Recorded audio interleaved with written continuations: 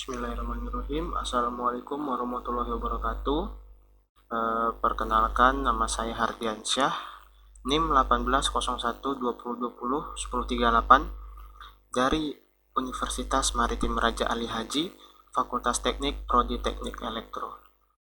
Pada kesempatan kali ini saya akan menjelaskan dan mempraktekkan cara membuat jaringan sederhana menggunakan Cisco Packet Tracer. BLA yang pertama di sini saya menggunakan satu buah router dan juga dua buah switch.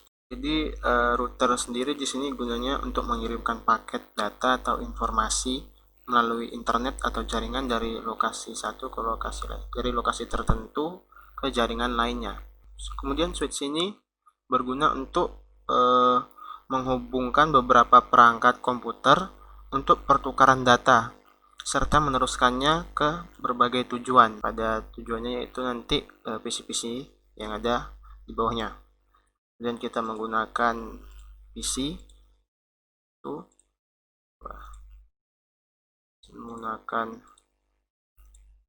PC, dua PC pada tiap switch. Setelah itu saya akan menghubungkannya menggunakan kabel. Kita ke bagian connection, pilih kabel, fast ethernet 0, switch 1, kita hubungkan lagi fast ethernet 2, dan dari switchnya ke router fast ethernet 3 ke fast ethernet 00. Kemudian sama juga sebelahnya, fast ethernet 0 ke fast ethernet 01, fast ethernet 0, salah tekan, fast ethernet 0 ke fast ethernet 02, dan dari switchnya juga ke router fast ethernet 03 ke fast ethernet 01. Oke, kemudian di sini saya akan menambahkan IP pada tiap komponen. Cara menambahkannya, kita ke icon ini, klik, kemudian kita tekan di sini ya, sembarang juga bisa. Saya akan memasukkan IP dari routernya 1. Oke, sini saya buat 11.11.11.11.11. Kemudian kita kopikan saja, klik tahan, Ctrl C, Ctrl V. Oke. Kemudian di sini kita akan gunakan yang IP ini untuk switch 2-nya. Sini saya ganti jadi 192.168.1.1. Kemudian Ctrl C, Ctrl V lagi, copy paste, dan di bawahnya kita ganti 1.2, pastekan lagi, dan untuk PC berikutnya ganti ke 3. Kemudian kita pastekan lagi untuk switch di sebelahnya. Sini saya menggunakan 2.1, kemudian Ctrl C, Ctrl V, taruh di PC 6, kita ganti ke 2.2, Ctrl V lagi, taruh di PC 7, dan ganti ke 2.3. Oke, kemudian di sini saya akan memasukkan IP address-nya. Caranya yaitu dengan klik komputernya, kemudian jika muncul pop-up kita pilih ke bagian desktop dan IP configuration. Seperti kita lihat di sini ada beberapa bagian, ada IP address, subnet mask, default gateway, dan DNS server.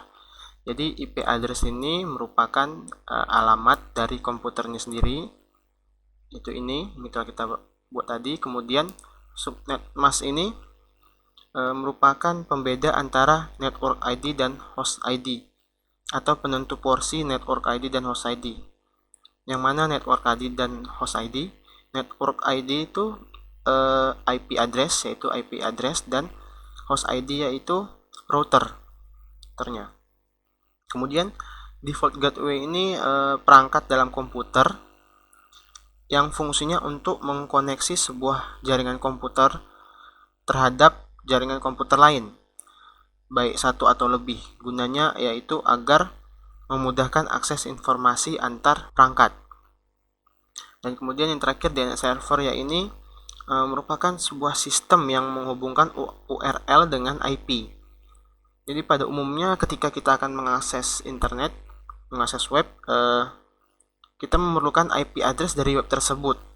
Nah, jika kita mengetikkan IP address dari web tersebut, maka akan cukup kerepotan karena sangat banyak dan sangat beragam IP-nya. Oleh sebab itu, ada DNS server yang memudahkan cara kita untuk masuk ke internet tersebut, yaitu dengan cukup memasukkan nama domain dari web tersebut, dan kemudian DNS akan mengubah nama domain web tersebut menjadi IP address sehingga kita bisa masuk ke web tersebut. Simpelnya begitu ya. Baiklah, di sini langsung aja saya masukkan IP address dari PC 4, yaitu 192.168.1.2. Kemudian klik subnet masknya. Oke, muncul. Kemudian sini saya blok semua. Saya copy pastekan ke default gateway-nya. Default gateway-nya itu berupa switch. Saya ganti dengan IP switch-nya .1.1. Oke, kemudian kita close. PC 5 juga sama. Desktop IP configuration. Pastekan, ganti .1.3, klik subnet masknya dan pastekan di sini, ganti default gateway-nya, ganti ke 1.1. Oke. Selanjutnya ke PC 6. Hal yang sama, desktop configuration. Sini IP-nya 192.168.2.2. Subnet mask, default gateway-nya kita ganti ke 2.1. Oke. Kemudian masuk ke PC 7, masuk ke desktop, IP configuration. Sama kita masukkan IP address-nya 2.3, subnet mask yang kita tekan, dan kemudian kita pastekan lagi IP-nya di default gateway. Langsung kita dapat IP address dari default gateway-nya. Oke, kemudian kita close saja. Di sini saya akan mencoba sebentar mengirim surat ya dari PC 4 ke PC 5, successful, bisa dilihat. Oke, kemudian saya akan menyambungkan switch-nya dengan router. Caranya kita klik routernya, kemudian kita ke configuration. Sebenarnya juga bisa menggunakan cara ketik, tapi saya akan menggunakan cara configuration sini lebih cepat. Kemudian di sini kita ke bagian interface fast ethernet 00, kita on kan. Setelah itu kita masukkan IP address dari switch 1, yaitu 192.168.1.1. Klik subnet masknya. Kemudian kita tunggu sampai semuanya berwarna hijau. Jika berwarna oranye berarti masih menghubungkan. Ya, sudah berhasil. Kemudian kita ke fast ethernet berikutnya, fast ethernet 01. Sama, kita nyalakan dan kita masukkan IP dari switch 3, yaitu 2.1. Kemudian kita klik subnet masknya dan kita tunggu sampai dia berwarna hijau.